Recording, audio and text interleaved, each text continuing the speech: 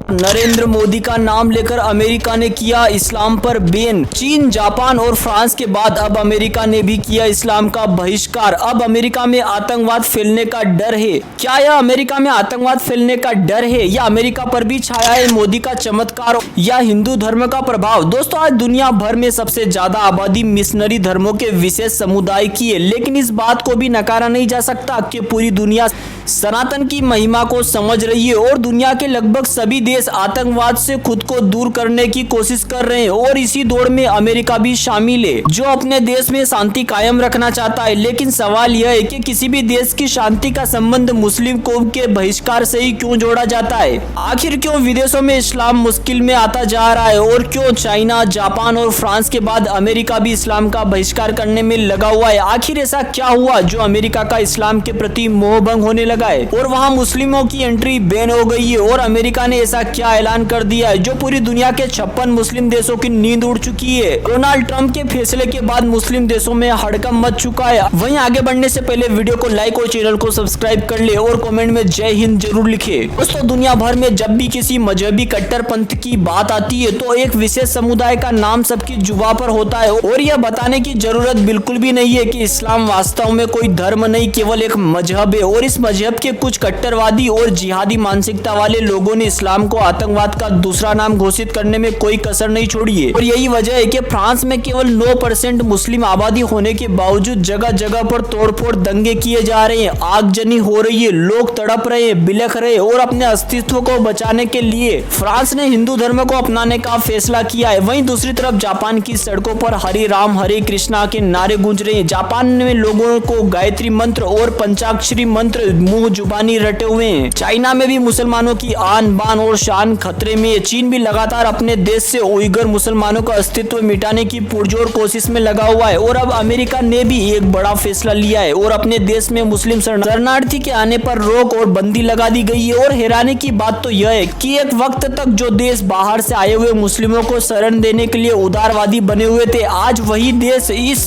छवि से बाहर निकलना चाहते हैं और धर्म निरपेक्षता से बाहर हटकर इस्लाम के खिलाफ आवाज उठा रहे हैं। वहीं अगर बात केवल अमेरिका की हो तो दोस्तों, बात जग जाहिर है कि नरेंद्र मोदी के प्रधानमंत्री बनने के बाद अमेरिका और भारत की दोस्ती लगातार गहरी होती जा रही है। और पिछली बार जब भारत के प्रधानमंत्री श्री नरेंद्र मोदी जी ने अमेरिका का दौरा किया था तो अमेरिका ने भारत को दूसरी तीसरी शताब्दी से लेकर 18वीं से 19वीं शताब्दी तक के कुछ अवशेष सौंपे थे जो अमेरिका में हिंदू धर्म की प्राचीनता का प्रमाण देते हैं। और इसके अलावा ज्ञानवापी मामले में भी अमेरिका ने अपनी भागीदारी निभाई है और ज्ञानवापी से जुड़े हुए ऐसे सबूत पेश किए हैं जो यह बताते हैं कि ज्ञानवापी पहले मंदिर ही हुआ करता था। साथ ही अमेरिका भगवत गीता भी पढ़ रहे हैं, श्री कृष्ण को मान रहे हैं, पूजा पाठ कर रहे हैं, करोड़ों अमेरिकी सनातनी को अपना रहे हैं और इस्कॉन से दीक्षा ले रहे हैं। और केवल इतना ही नहीं, अमेरिका में अब होली और दिवाली की छुट्टियां भी शुरू कर दी गई है। अमेरिका में 1000 मंदिर बन चुके हैं, हिंदुओं की आबादी लगभग दोगुनी हो गई है और अमेरिकन का मन और बुद्धि दोनों सनातन को मान रहे हैं। वहीं अमेरिका में अगर मुस्लिम आबादी की बात की जाए तो अध्ययनों का अनुमान है कि वर्तमान में अमेरिका में 3.5 मिलियन मुसलमान रहते हैं और वहां की कुल जनसंख्या का केवल 1.1% है। लेकिन इससे ज्यादा मुस्लिम आबादी शरणार्थी है। आंकड़ों के अनुसार 2018 में अमेरिका में 18,000 मुस्लिम शरणार्थी आए थे, लेकिन इसके पहले के सालों में इनकी संख्या कुल शरणार्थी की लगभग 46% बढ़ी है। लेकिन डोनाल्ड ट्रंप ने सत्ता में आने के बाद 2017 से ही कई ऐसे डिसीजन लिए जिससे मुस्लिम देशों में खौफ फैल गया था। दरअसल डोनाल्ड ट्रंप ने अपनी सत्ता में अमेरिका में मुस्लिम देशों के नागरिकों के आने पर पाबंदी लगा दी थी। इसे ट्रेवल बैन को मुस्लिम बैन भी कहा गया था।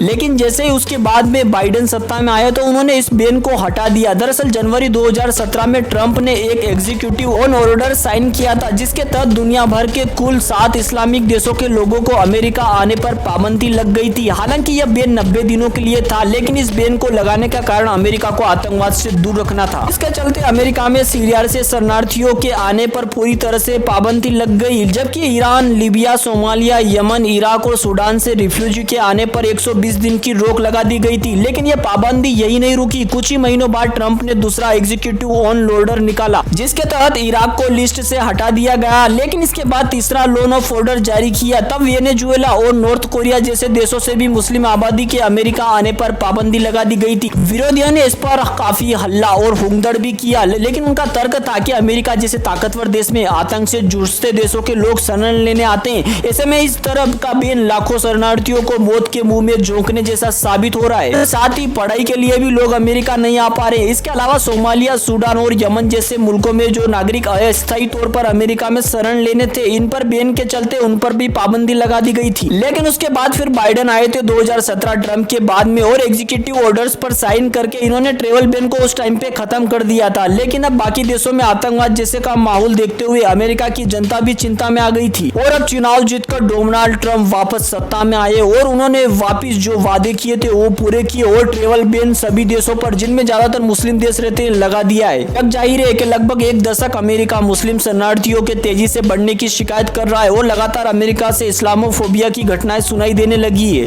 खैर, अमेरिका में मुस्लिम आबादी कम हो या ना हो, वहाँ सनातनी आबादी लगातार बढ़ती जा रही है। रिपोर्ट्स बता रही है कि अमेरिका में लगभग 50 लाख हिंदू आबादी रहती है, जिसमें से 30 लाख लोग भारतीय हिंदू है। और बीते कुछ सालों में अमेरिकी राजनीति से लेकर बिजनेस में भी भारतीयों ने अपनी अच्छी खासी भूमिका निभाई है। और इतना ही नहीं, अमेरिकी टेक्नोलॉजी से लेकर स्कूल, फाइनेंस और कल्चर में भी हिंदुओं का दबदबा अच्छा खासा रहा है। वहीं अमेरिकी कंप्यूटर साइंस, स्टेट मैनेजमेंट और हेल्थ केयर में भी भारतीयों ने अपना अच्छा खासा योगदान दिया है। और गूगल, माइक्रोसॉफ्ट जैसी बड़ी कंपनी के सीईओ भी भारतीय मूल के ही निवासी हैं। और केवल इतना ही नहीं, भारतीयों ने अपनी संस्कृति का अच्छा खासा प्रभाव भी अमेरिकन पर छोड़ा है। तभी तो अमेरिका में योग मेडिटेशन भी जोरों पर है। तो क्या नरेंद्र मोदी का यह मैजिक है? और क्या भारत के प्रधानमंत्री की संगत में रहकर अमेरिका भी जल्दी सनातनी देश बनने वाला है? क्या आपको लगता है कि डोनाल्ड ट्रंप और नरेंद्र मोदी की दोस्ती विदेश में सनातन के झंडे गाड़ने में कामयाब हो पाएगी? दोस्तों, कमेंट के माध्यम से अपनी राय जरूर दे। वीडियो को लाइक और चैनल को सब्सक्राइब जरूर करें। मिलते हैं किसी नए वीडियो में, तब तक के लिए जय हिंद, जय भारत। और यही वजह है कि फ्रांस में केवल 9% मुस्लिम आबादी होने के बावजूद जगह जगह पर तोड़फोड़ दंगे किए जा रहे हैं, आगजनी हो रही है, लोग तड़प रहे हैं, बिलख रहे हैं और अपने अस्तित्व को बचाने के लिए फ्रांस ने हिंदू धर्म को अपनाने का फैसला किया है। वहीं दूसरी तरफ जापान की सड़कों पर हरे राम हरे कृष्णा के नारे गूंज रहे हैं। जापान में लोगों को गायत्री मंत्र और पंचाक्षरी मंत्र मुंह जुबानी रटे हुए हैं। चाइना में भी मुसलमानों की आन बान और शान खतरे में है। चीन भी लगातार अपने देश से उइगर मुसलमानों का अस्तित्व मिटाने की पुरजोर कोशिश में लगा हुआ है। और अब अमेरिका ने भी एक बड़ा फैसला लिया है और अपने देश में मुस्लिम शरणार्थी के आने पर रोक और बंदी लगा दी गई है। और हैरानी की बात तो यह है कि एक वक्त तक जो देश बाहर से आए हुए मुस्लिमों को शरण देने के लिए उदारवादी बने हुए थे, आज वही देश इस छवि से बाहर निकलना चाहते हैं और धर्म निरपेक्षता से बाहर हटकर इस्लाम के खिलाफ आवाज उठा रहे हैं। वहीं अगर बात केवल अमेरिका की हो तो दोस्तों, बात जग जाहिर है कि नरेंद्र मोदी के प्रधानमंत्री बनने के बाद अमेरिका और भारत की दोस्ती लगातार गहरी होती जा रही है।